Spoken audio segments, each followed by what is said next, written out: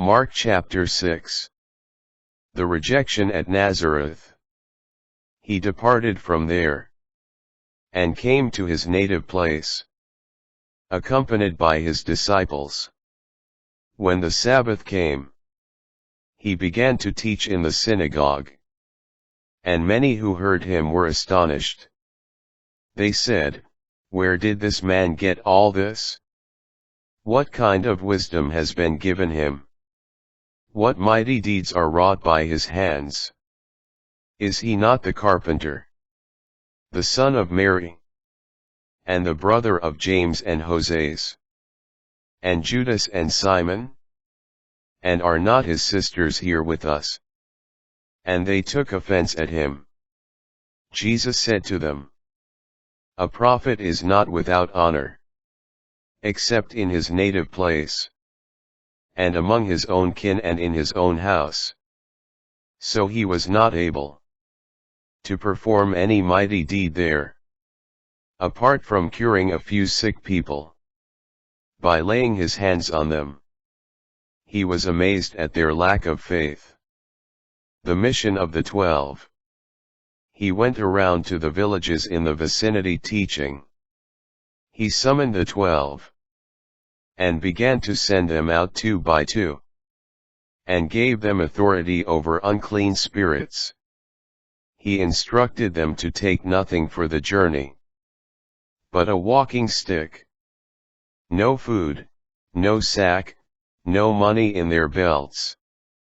They were, however, to wear sandals but not a second tunic.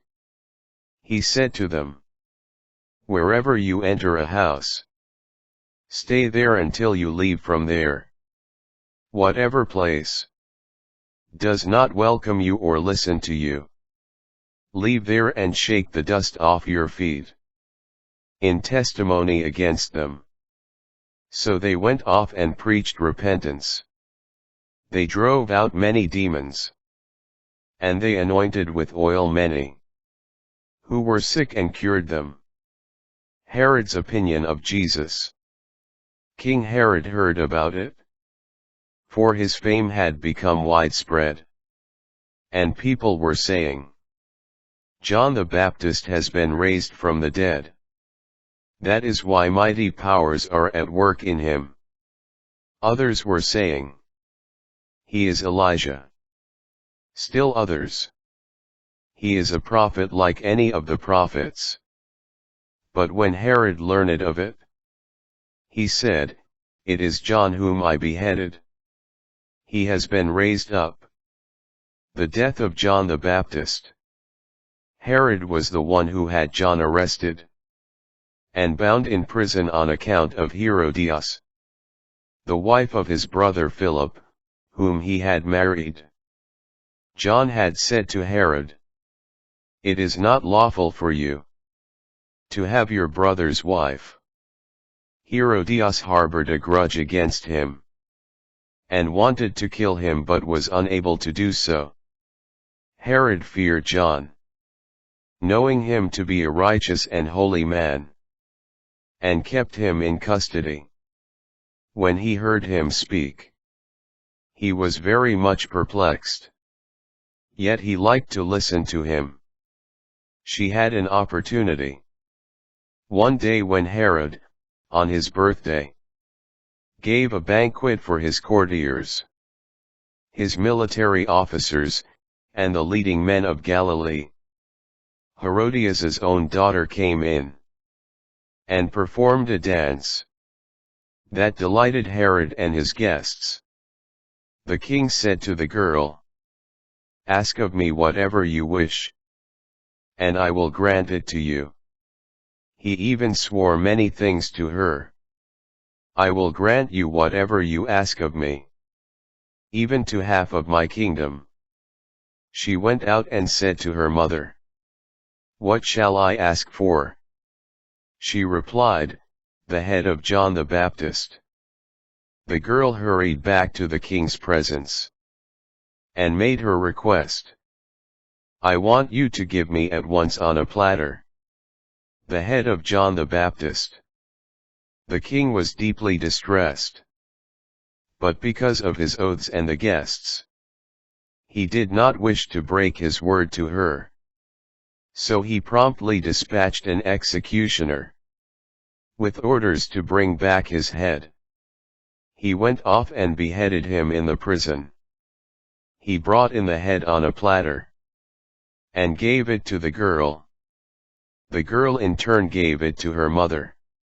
When his disciples heard about it, they came and took his body and laid it in a tomb. The return of the 12. The apostles gathered together with Jesus, and reported all they had done and taught. He said to them, "Come away by yourselves to a deserted place and rest a while." People were coming and going in great numbers, and they had no opportunity even to eat. So they went off in the boat by themselves to a deserted place. People saw them leaving, and many came to know about it. They hastened there on foot from all the towns, and arrived at the place before them, the feeding of the 5,000. When he disembarked and saw the vast crowd, his heart was moved with pity for them, for they were like sheep without a shepherd. And he began to teach them many things. By now it was already late, and his disciples approached him and said, "This is a deserted place and it is already very late. Dismiss them so that they can go to the surrounding farms and villages, and buy themselves something to eat." He said to them in reply, "Give them some food yourselves." But they said to him, "Are we to buy 200 days' wages worth of food and give it to them to eat?" He asked them, "How many loaves do you have?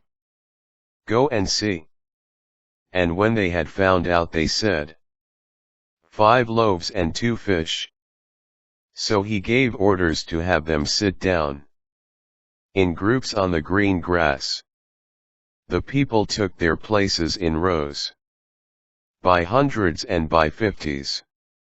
Then, taking the 5 loaves and the 2 fish, and looking up to heaven, he said the blessing, broke the loaves, and gave them to his disciples to set before the people. He also divided the 2 fish among them all. They all ate and were satisfied. And they picked up 12 wicker baskets, full of fragments and what was left of the fish. Those who ate of the loaves were 5,000 men. The walking on the water. Then he made his disciples get into the boat, and precede him to the other side toward Bethsaida, while he dismissed the crowd. And when he had taken leave of them, he went off to the mountain to pray. When it was evening, the boat was far out on the sea, and he was alone on shore. Then he saw that they were tossed about while rowing, for the wind was against them. About the 4th watch of the night, he came toward them walking on the sea. He meant to pass by them. But when they saw him walking on the sea, they thought it was a ghost and cried out. They had all seen him and were terrified. But at once he spoke with them. "Take courage.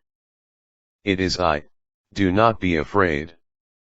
He got into the boat with them, and the wind died down. They were completely astounded. They had not understood the incident of the loaves. On the contrary, their hearts were hardened. The healings at Gennesaret. After making the crossing, they came to land at Gennesaret and tied up there. As they were leaving the boat, people immediately recognized him. They scurried about the surrounding country, and began to bring in the sick on mats. to wherever they heard he was. Whatever villages or towns or countryside he entered, they laid the sick in the marketplaces, and begged him that they might touch only the tassel on his cloak. And as many as touched it were healed.